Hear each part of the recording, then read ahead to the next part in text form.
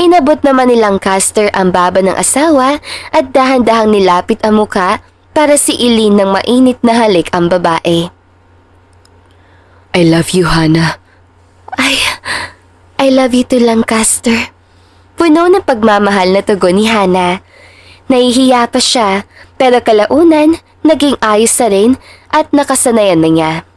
Muling nagharumentado ang puso nilang dalawa nang mas lumalim ang kanilang halikan. Habang tumatagal, tila nawawala na sila sa kanilang sarili. Napuno ng matinding pagnanasa ang kanilang isipan. Bahagyang humaplos ang kamay ni Hannah sa likod ni Lancaster, habang nilalaro naman ng daliri ni Lancaster ang kanyang hiyas. Nakaramdam naman na matinding init ang mag-asawa habang tumatagal.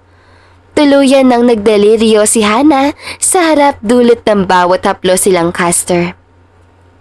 Kumawala ang impit na ungol sa kanyang mga labi hanggang sa nanginig siya sa sarap. Be ready, my lady. Okay, go on my dear husband. Namumula ang mukhang tugon ni Hannah. I will take responsibility, Hannah. Trust me. Yes, I know. I can trust you.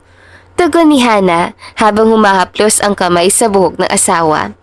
Agad namang pumosisyon si Lancaster at ipinasok ang kanyang pagkalalaki sa kabibi ng asawa at marahang gumalaw.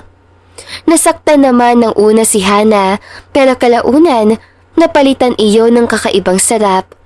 Paulit-ulit siyang inangkin ni Lancaster sa iba't ibang posisyon hanggang sa pareho nilang maabot ang rurok ng kaligayahan. Pinuno ni Lancaster ng kanyang katas ang hiyas ni Hannah.